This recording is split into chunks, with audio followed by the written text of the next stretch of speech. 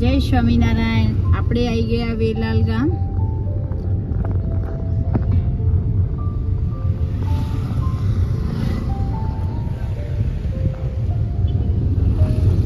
આ વેલાલ ગામ જયસિંહભાઈનું છે. આપણે ત્યાં દર્શન કરવા જઈશું પ્રસાદીની જગ્યાએ. આ તમને હું દર્શન કરાવું. તમે છેક સુધી મારી જોડે જોડાઈ રહેજો. હું તમને બધી જ પ્રસાદીની જગ્યાના દર્શન કરાવીશ.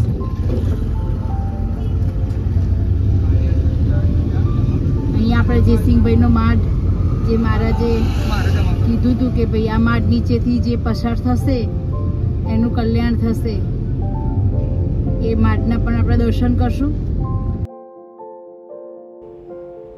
જુઓ, આ વૈલાલ ગામનું બસ સ્ટેન્ડ છે. વૈલાલ ગામનો જાંપો છે.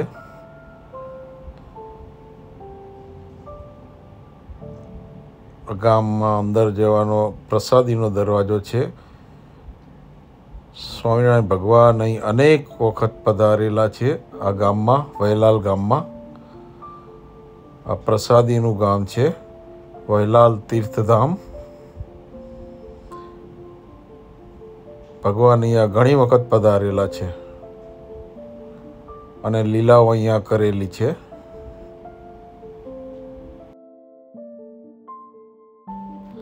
આ વૈલાલ ગામ અમદાવાદ દહેગામ રોડ ઉપર આવેલું છે.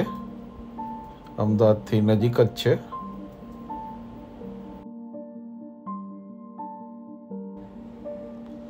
આ વૈલાલ ગામમાં જવાનો રસ્તો છે, એની બજાર છે.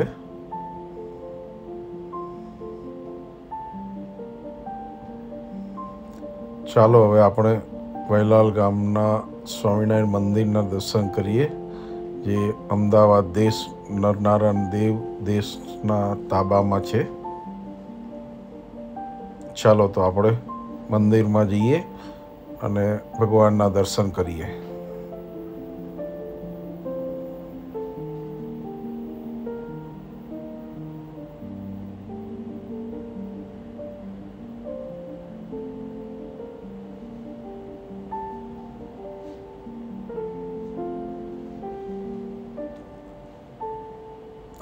આ સ્વામિનારાયણ મંદિર વૈલાલ તીર્થધામ છે.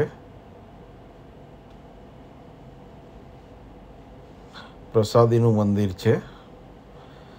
સ્વામિનારાયણ ભગવાન અહીંયા અનેક વખત પધારેલા છે.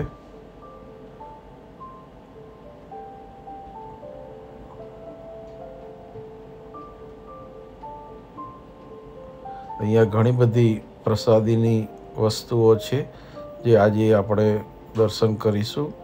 અને તમે પણ દર્શન કરજો. વિડીયો એન્ડ સુધી જોજો.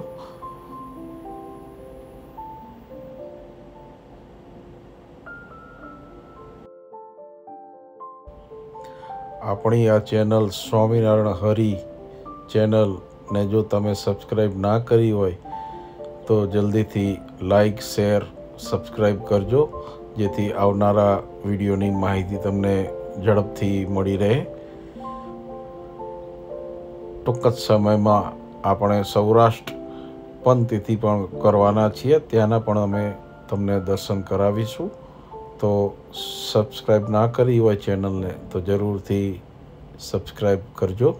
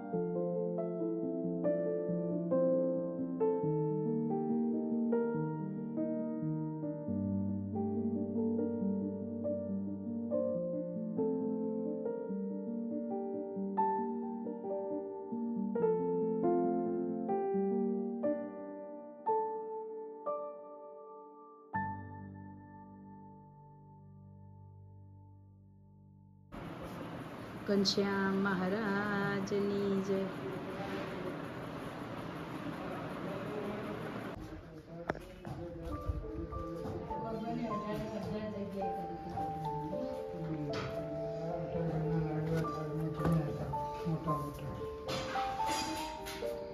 મોટી ખડકી છે 18 ભક્તોના 18 ઘર છે 18 ઘરના લાડુ એક જ ટંકમાં મહારાજા થાળમાં જમ્યા હતા. આ પ્રસાદનો થાળ છે. પ્રસાદીનો થાળ છે. ભગવાન લાડુ જમે હતા. 18 લાડવા ઘરે જમવાનું હતું મહારાજને. પછી મહારાજ કે એક મોટો લાડુ બનાવ્યો અને આ થાળીમાં જમ્યા હતા. 18 ઘરના લાડુ 18 ઘરના લાડવામાં જમ્યા.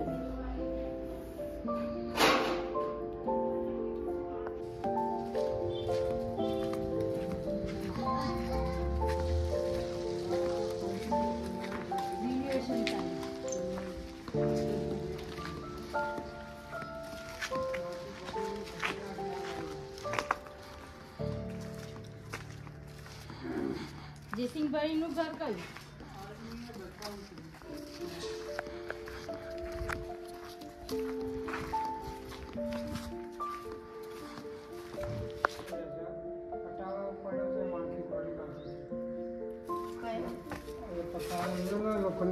પટારો છે સામંદર ની અંદર ચાલી આપવા કે નહીં અમદાવાદ જિલ્લા છોકરાઓ એવું છે.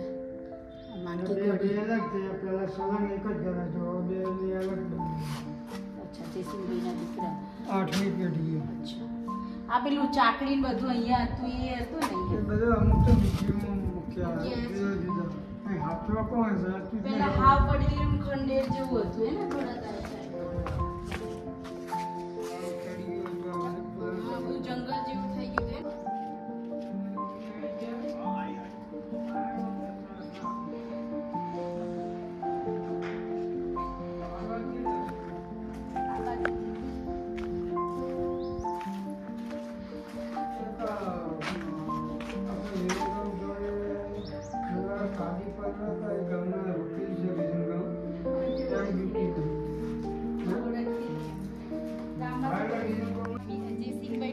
છે એમાં આપણે દર્શન કરશું. અત્યારે ન્યૂ રિન્યુએશન ચાલે છે. મહારાજ ઉપર ઉતારો કરતા અને સભા કરતા. મહારાજ એક વખત સ્નાન કરતા હતા ને વચન આપેલું છે માટી કે જે કોઈ સ્વામિનારાયણ કલ્યાણ થઈ જાય એને જમનું તેડું ના આવે. આ માર્ગ નીચેથી જે સ્વામિનારાયણ કઈ નીકળશે એને જમનું તેડું ના આવે. મારા જયસિંહભાઈના ત્યાં મહારાજ એક વખત નાતા હતા અને જ્યારે નાતા હતા ને એનું પાણી પડતું હતું અને પાણી પડતા છોકરાઓ નાતા હતા એટલે મહારાજે કીધું કે એનું આ કલ્યાણ થઈ જશે. આ માર્ગ નીચે આ પ્રસાદીનો માર્ગ રિન્યુએશન થાય છે.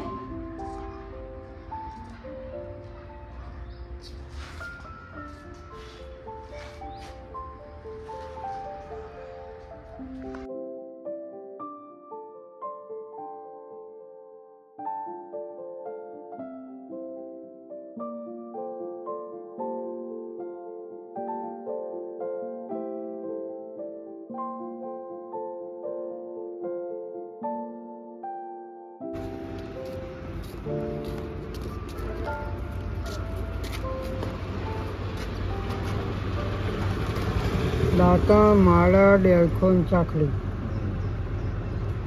માળા છે, ડેરખો છે, બીજું શું છે? આ ડેરખો, અમાળા, આ લાંબુ દાંતણ. અચ્છા, દાંતણ છે. કપડામાં વીંટેલું છે ને. અચ્છા, પૂજા કરતા છે ને.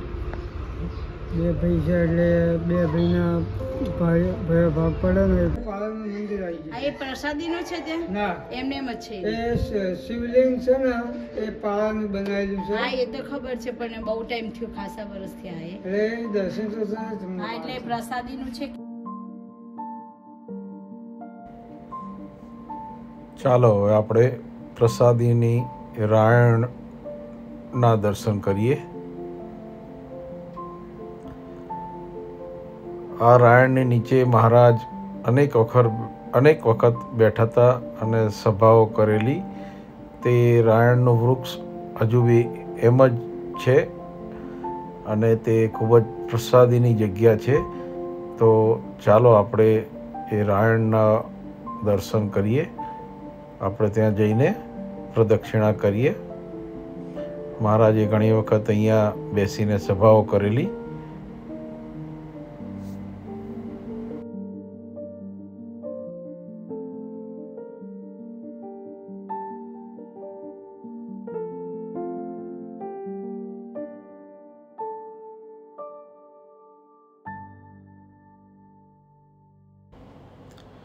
જુઓ, આ પ્રસાદીની રાયણનું વૃક્ષ છે.